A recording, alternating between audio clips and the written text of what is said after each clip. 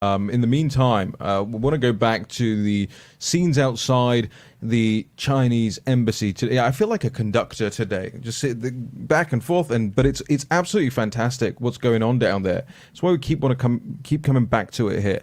It's not just that you have to internalize this thing and recognize the seriousness of what's taking place, how long this has been, in terms of planning, people trying to put this together. Obviously, there's a massive security issue for the people who go down there and protest, but we sent Jack Maxey and the team down there with cameras today.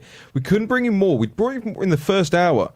In fact, just to explain to you, we test before, Vish is supposed to test before the show, all of these feeds, and the feed was fine. I heard it, everyone here heard it, crispy clean. In fact, I said to producer Dan, did I not, before the show, I said, you're actually coming through cleaner and clearer than any of our guests do who join on Wi-Fi down from their homes or their offices on Skype.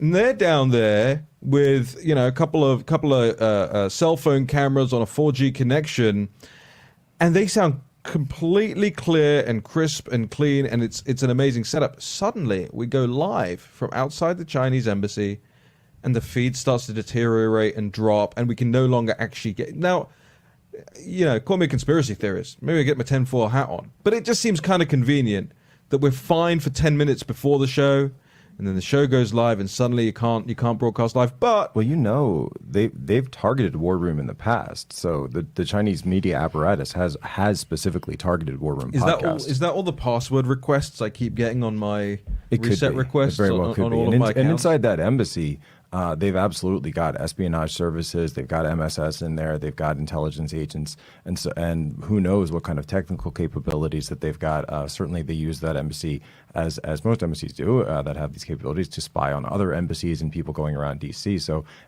it's certainly not beyond the pale whatsoever to say that they're trying to use that to collect whatever sort of information they can from cell phones and signals that are coming. I was just really trying to lure the Media Matters intern listening to this into writing up Kassam floats conspiracy theory that CCP is disrupting, and then we'll be able to prove them, Media Matters, wrong and prove us right time and time again.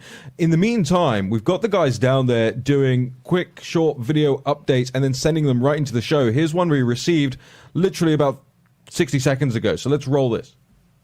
Hey guys, I just wanted to give you a little update. I've spent the last half hour or so talking to a group of women here.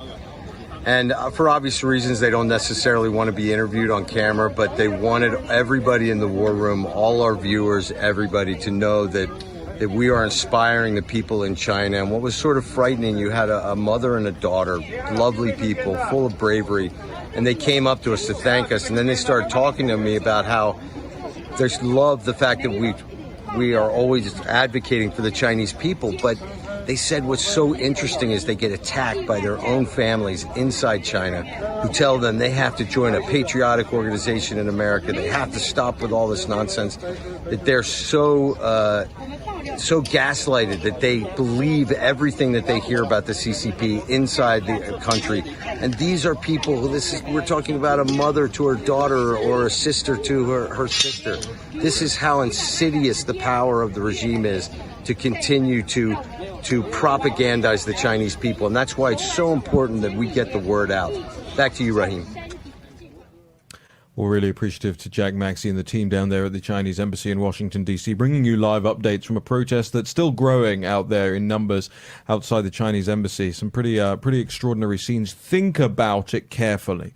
The juxtaposition. On the one hand, you have people marching through the streets of Washington, D.C., maybe of your town, your city, your state as well, effectively demanding full communism for the United States. We know that the Black Lives Matter founders have called themselves trained Marxists. We know by looking at the way their funding works through Act Blue, with the politicization of all of this, and we'll get into this in the end of this hour, in the end of this show as well. Finally, you probably heard me, if you're an avid listener of the show, you heard me last week, in the last 2 weeks, bemoaning the fact that British football clubs, soccer teams as you call them, have had Black Lives Matter on the back of their shirts where the player names are supposed to be, Black Lives Matter armbands on the side of their shirts, NHS heart-shaped logos in the middle of their shirts. I mean, the full-on politicization of sporting events in the United Kingdom, and you are now, and by the way, taking the knee in the center circle, you're now starting to see pushback against this. I'll get into that in the next segment as well. People are starting to realize, especially because some of the things that the Black Lives Matter UK crowd have been tweeting some deeply anti-Semitic stuff over the last couple of days. People are now starting to see through this all over the world. So think about the juxtaposition between those guys calling for communism and these brave people outside the Chinese embassy in Washington, D.C. fighting communism, fighting to be free from totalitarian communism, whether it's in Hong Kong, whether it's in mainland China, or the fact that they follow you here and harass you here and harass your families in the United States and in Europe too. We'll get into more of that as we get updates from Jack Maxey in the field.